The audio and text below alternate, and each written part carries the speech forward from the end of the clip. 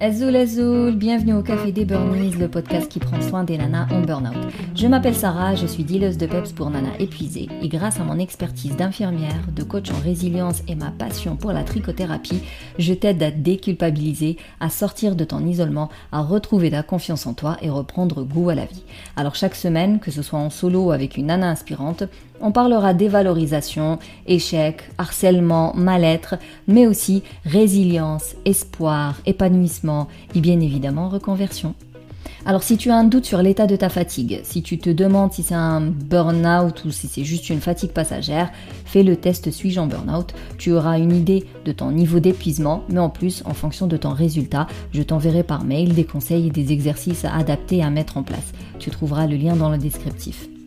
Maintenant, détends les épaules, cohérence cardiaque et profite pleinement de cet épisode.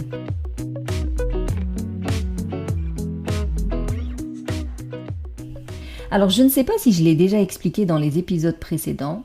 Je crois que j'en ai parlé sur Instagram, c'est sûr. À mon avis, par mail aussi, mais je pense que dans le podcast, j'ai oublié. Tu m'entendras te saluer par le terme Azoul, qui vient de chez moi, bien évidemment, et qu'en fait, alors à la base, c'est les Touaregs, c'est les gens qui habitent le désert, qui disaient Azoul pour saluer quelqu'un, et ça vient, quand on décortique le mot, c'est Az, donc viens, approche, Oul c'est le cœur, donc en fait Azoul ça veut dire approche-toi de mon cœur, et je trouve que c'est tellement plus poétique, c'est tellement plus beau, ça a tellement plus de sens finalement qu'un simple coucou, un simple hello. Du coup, voilà. Maintenant, que ce soit par mail, sur Insta ou dans le podcast, je vais vous saluer par le fameux Azoul. Après, moi, je le dédouble. C'est juste ma façon de le dédoubler. Donc, je dirais Azoul Azoul au lieu de le dire en une seule fois. Mais en gros, c'est pour vous saluer chaleureusement. Voilà, parenthèse fermée. Dans cet épisode, on va parler du burn-out dans le milieu de l'éducation. Parce que si tu es enseignante, éducatrice ou que tu travailles avec des enfants et des jeunes, tu sais à quel point ce métier peut être épuisant. Passionnant, c'est sûr, ça reste des métiers dans le social qui ont énormément de sens, qui sont très utiles, clairement d'utilité publique, mais ils sont très stressants, énergivores et malheureusement ingrats. Entre les... Enfin, en fait, moi j'ai l'impression que dès que l'État est dans la hesse, dès qu'elle a besoin de faire des économies, elle va taper dans l'éducation et dans le social. Et donc, on se retrouve avec des classes surchargées, avec le manque de moyens, avec la pression au niveau des programmes qui changent tous les ans, les protocoles qui changent tous les ans, des projets qui prennent vie, mais il n'y a aucun effectif derrière, la charge émotionnelle, la gestion des comportements difficiles, parce que on est surtout avec de l'humain, et généralement de l'humain qui est en difficulté. Donc, il n'est pas étonnant de voir de plus en plus d'enseignants craquer. Donc, on va voir. Tout d'abord, toujours un petit laïus sur comment reconnaître les signes du burn-out. On verra pourquoi il est fréquent dans l'éducation et surtout comment s'en sortir sans tout plaquer. Alors si aujourd'hui tu es concerné par ces métiers, et je pense que dans tous les cas cet épisode il peut te faire du bien, qu'importe ton boulot, donc reste à l'écoute. On va commencer par quelques chiffres qui font réfléchir. En France, près d'un enseignant sur deux dit ressentir un épuisement professionnel intense. Il y a 30% des profs débutants qui quittent le métier dans les 5 premières années. Moi, rien que moi, j'ai eu au moins 2-3 clientes qui étaient débutantes dans l'enseignement et qui l'ont quitté. Après le travail qu'on a fait ensemble et tout ça, elles se sont reconverties vers d'autres domaines. Le nombre d'arrêts maladie pour burn-out a explosé ces dernières années dans le secteur de l'éducation, forcément, surtout depuis le Covid. Pourquoi ? Parce qu'il y a une charge de travail immense, préparation des cours, correction des copies, réunions interminables. Finalement, tu t'arrêtes pas, même quand tu rentres chez toi, tu prépares tes cours parce que tu es à la bourre. Il y en a même qui retournent à l'école le week-end pour préparer les classes, pour mettre des étagères, des meubles, des rideaux. Non mais c'est vraiment, des fois, c'est quand même affolant ce qu'on peut entendre, quoi. Donc tu travailles le soir, le week-end et les vacances. Il n'y a pas de raison pour que ça s'arrête finalement. Donc ça reste une pression énorme avec un programme lourd, des évaluations, des inspections et ce qui fait le plus de mal finalement, ce qui pousse à la reconversion, ce qui pousse à l'arrêt et compagnie, c'est le peu de reconnaissance par rapport aux exigences. Et quand je dis reconnaissance, c'est pas que à la télé, c'est-à-dire même le salaire qui va avec, les indemnités, les primes, les machins. C'est pas des métiers qui sont très valorisés malheureusement. Et tu ajoutes à ça une charge émotionnelle intense. Il faut être à l'écoute des élèves, gérer leurs problèmes, leurs émotions, leurs difficultés, parce que ça reste quand même le prof, il est censé détecter une maltraitance ou un dysfonctionnement ou une maladie, même chez l'enfant qui nécessite une plus grande prise en charge. Donc il faut vraiment être attentive, observatrice et compagnie. Et ça pompe énormément d'énergie mentale, ça c'est clair. Sans parler des élèves qui sont difficiles, qui manquent de discipline ou des parents absents ou voire envahissants qui te laissent à peine respirer. Enfin bref, quand on travaille avec l'humain de toute façon, il y a de tout. Et la plupart du temps, c'est épuisant. Et puis, comme je disais, parce que si tu te donnes à fond et que tu as un retour, tu pourrais te dire que ça vaut la peine. Le problème, c'est que actuellement dans notre société, il y a un manque de soutien et de moyens. On veut absolument scolariser tout le monde. Là, je crois qu'ils veulent redescendre encore jusqu'à 2 ans et demi. Il va y avoir encore plus de gens, plus de gamins à l'école, mais il n'y a pas assez de ressources. Il n'y a pas assez de classes, il n'y a pas assez de profs, il n'y a pas le budget qui va avec. Donc beaucoup d'enseignants se sentent seuls et abandonnés finalement par leur hiérarchie, par le ministère de l'Éducation nationale, sans parler de tous ces profs qui ont du mal à déconnecter.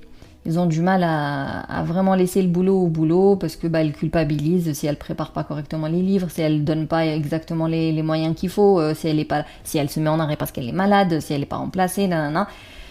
Résultat, ça reste un épuisement profond, un stress chronique, une perte de motivation et du coup ça découle en burn-out. Et d'ailleurs, pour reconnaître du coup ces signes de burn-out chez l'enseignant, je dirais que tout d'abord, il faut comprendre que ça ne vient pas du jour au lendemain. On le sait maintenant aujourd'hui. Au bout du 100e épisode, vous savez que le burn-out, il s'installe progressivement. Il envoie des signaux d'alerte depuis le début. Depuis la phase d'alarme, il n'a pas arrêté d'envoyer des signaux d'alerte, mais forcément, on n'est pas à l'écoute. Et donc, à un moment donné, on va arriver à cette fatigue extrême. Même après un week-end ou des vacances, t'es toujours fatigué. Cette perte de motivation. Parce qu'à la base, t'es quand même passionné par ton taf, mais là, t'as même plus envie d'aller en classe, t'as pas envie de gérer la classe, t'as pas envie de donner cours. Tu sens que t'es irritable, que t'es impatiente, que tu t'énerves trop vite, même avec des tout petits détails. Enfin bref, tu sais qu'à la base, tu relativisais beaucoup plus si tu prenais plus de recul. Le sommeil, il est chaotique, tu cogites la nuit, tu dors mal, tu te réveilles fatigué, tu te réveilles souvent, tu fais des cauchemars.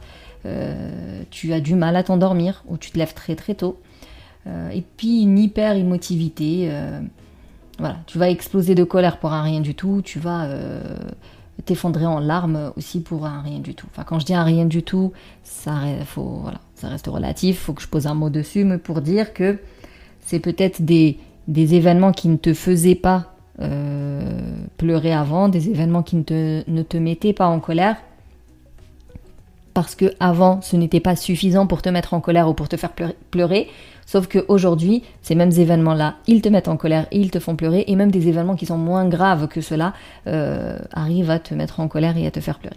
Je crois que ma phrase est trop longue, mais j'espère que vous m'avez comprise. Après, tu as des douleurs physiques, des maux de dos, des migraines, des tensions musculaires, souvent un rhume, une gorge qui s'irrite, tu cicatrises même mal, voilà. C'est pour vraiment dire qu'il y a autant des douleurs qu'un système immunitaire qui galère. Et puis on a des troubles cognitifs aussi, t'as du mal à te concentrer, t'as des trous de mémoire, tu te rappelles plus de rien, une tâche de 20 minutes, forcément elle va te prendre 3 heures. Et après je finirai par le sentiment d'inutilité ou d'impuissance où tu te dis que ce que tu fais ne sert à rien. Parce que t'arrives pas en fait à aider l'autre, t'arrives pas à aider l'élève, t'arrives pas à lui donner ce dont il a besoin. Si tu te reconnais dans plusieurs de ces symptômes, franchement, c'est qu'il y a pas mal de signaux et que là, il est temps de prendre soin de toi. Alors quand je te dis qu'il est temps que tu prennes soin de toi, je parle pas d'une après-midi avec les copines ou d'aller se faire masser ou de se faire une manicure ou des skincare ou je sais pas quoi. Ça fait partie des routines self-care, il n'y a aucun problème. Mais ce n'est pas suffisant. Parce que, allez, je passe un week-end super avec des copines, sauf que lundi, je reprends le boulot et je repars avec mes comportements inadaptés. En fait, le week-end, c'est à courte durée. Son bienfait, il est à courte durée et ce sera jamais suffisant pour venir recharger tout ce que me demande ma semaine à l'école. Donc, quand je vous dis « il est temps de prendre soin de vous », je parle surtout de développement personnel en vérité et de psychologie positive. Et donc la première des choses, c'est d'apprendre à poser des limites. C'est-à-dire, je ne réponds pas aux appels du boulot lorsque je suis en repos. Je ne réponds pas aux mails du taf lorsque je suis en repos. Il y a des heures à partir desquelles c'est no way, il n'y a pas moyen, urgence ou pas urgence, ce n'est pas l'entreprise à mon père. Accepter que tu peux pas tout faire. Donc tu dois prioriser qu'est-ce qui est super important aujourd'hui et tant pis pour le reste. Et puis dire non. Dire non pour des classes trop surchargées, dire non pour des réunions inutiles, dire non pour bosser en dehors du boulot. Enfin, je sais pas comment sont les contrats, mais encore une fois, on revient à sa fiche de poste, on revient à son contrat et tout ce qui n'est pas dans le contrat n'a pas lieu d'être. Donc je dis non quand c'est pas dans mon contrat. Quand on dit ça tombe pas dans l'oreille d'un sourd, bah pareil, si tu t'adaptes aux manquements de l'État, si tu viens les remplacer, si tu viens faire le boulot à sa place, elle va dire mais c'est trop bien, mais j'arrête de faire moi en fait, parce que ils sont tellement passionnés et impliqués et dévoués à leur boulot, ben en fait ils vont se débrouiller, ils vont s'adapter. Je donne pas les moyens, mais ils vont s'adapter. Donc non, si on veut que l'État prenne ses responsabilités, ben on est obligé de dire non et on est obligé de poser nos limites et c'est pas des limites de malade, hein, c'est des limites de contrat de travail, c'est des limites de fiche de poste, qu'on soit bien d'accord. Le deuxième point, ça va être de créer des routines anti-stress, c'est-à-dire que chaque jour, je prends du temps pour moi, ne serait-ce que 10 minutes. Donc là, ça rentre dans les routines self-care, où le week-end, j'ai une vie sociale, je laisse mon boulot de côté, donc effectivement, je vais aller avec mes copines faire ce que j'ai envie, mais même pendant le boulot, il faut que j'arrive à me trouver 10 minutes pour me recharger, soit avant le taf, soit après le taf, soit pendant ma pause, qu'importe. Je vous conseille vraiment d'avoir des moments de mouvement dans votre semaine, marche, étirement, yoga, sport, ce que vous voulez. Et puis il reste toujours la cohérence cardiaque qui est faisable absolument partout et qui aide à calmer le système nerveux. Le troisième point, c'est de trouver du soutien. Donc parler à des collègues de confiance, ne pas rester seul, se faire aider quand il y a des... Alors je connais pas toutes les institutions, mais je sais pas s'il y a des syndicats, s'il y a des CSE, quelque chose comme ça. En tout cas, aller demander du soutien chez les gens chez les organismes qui sont faits pour ça.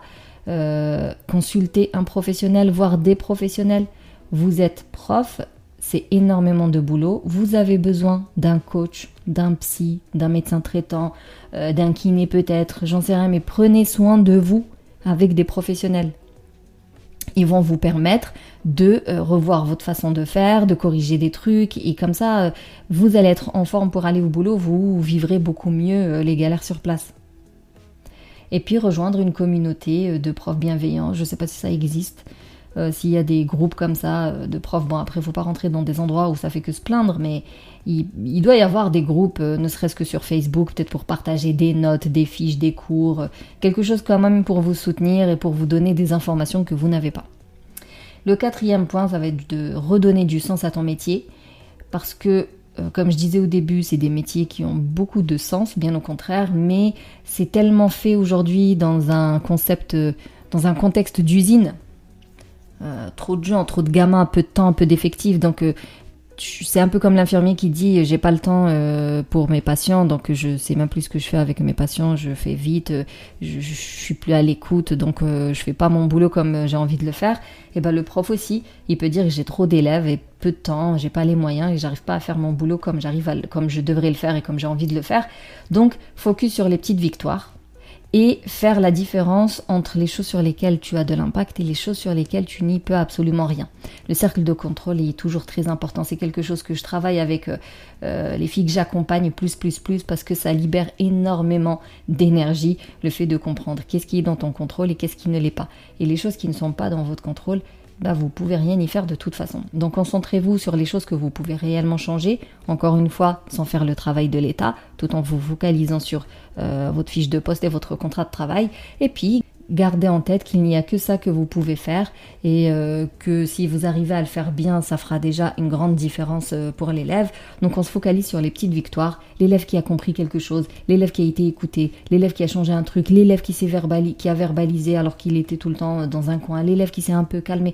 Voilà, on prend tout ce qu'on peut prendre et on se rappelle pourquoi on a choisi ce métier au départ. En tout cas, vraiment si tu es au bout du rouleau, je te donne 3 étapes essentielles. Petit 1, on consulte un médecin. On consulte un médecin traitant, on lui parle de nos signes. S'il veut diagnostiquer un burn-out, un besoin d'arrêt, on l'accepte et on le fait. S'il nous conseille autre chose, des compléments alimentaires ou une visite chez la psy ou Bref, on va aller consulter un médecin traitant. Parce que le burn-out, c'est une vraie urgence de santé, ce n'est pas une blague. Et s'il faut prendre une pause, alors on prend la pause, on s'arrête et on prend soin de soi. Et des fois, c'est pas nécessaire, on continue de bosser, on fait appel à un coach, on avance un programme ensemble, en parallèle, et ça fonctionne très bien aussi. Tout dépend de ton niveau de fatigue. Dans tous les cas, tu as vraiment besoin de professionnels de santé conventionnels, mais aussi des professionnels un peu plus alternatifs qu'on peut trouver aujourd'hui, parce que en fait, l'ensemble va t'aider à comprendre pourquoi ton comportement est inadapté, pourquoi tu te surinvestis autant, pourquoi tu n'arrives pas à poser des limites. Et de l'autre côté, tu pourras mettre en place des actions qui vont te permettre de te recharger pour repartir le lundi matin au top et vivre en fait ta semaine tranquillement. Donc n'hésite pas à réserver ton appel offert avec moi pour voir ce qu'on peut faire ensemble, même si tu n'es pas en arrêt. Alors si tu es en arrêt, c'est encore mieux, mais même si tu ne l'es pas, on pourra quand même trouver des plans d'action qui sont adaptés à un temps plein. Au contraire, ça va te permettre de mettre les actions en place, tu vas les mettre en pratique, tu vas les tester dans le milieu professionnel assez rapidement et tu auras des résultats plus concrets assez rapidement. Pour récapituler l'épisode, je dirais que le burn-out chez les enseignants est un vrai problème, mais il n'est pas une fatalité. Il se soigne comme tout le reste. Faut savoir poser ses limites, prendre soin de soi et demander du soutien aux personnes compétentes. En tout cas, merci plus pour ton écoute. Si tu veux soutenir le Café des Burnies, tu peux me laisser un avis, me mettre 5 étoiles sur la plateforme de Apple Podcast. Tu peux partager le podcast autour de toi, peut-être l'envoyer à une prof ou une éduqueuse P que tu connais. Et pour échanger sur cet épisode, je te donne rendez-vous dans la Safe Place sur Telegram. Sinon, on se capte la semaine prochaine pour un nouvel épisode. Et d'ici là, booste ton feeling good.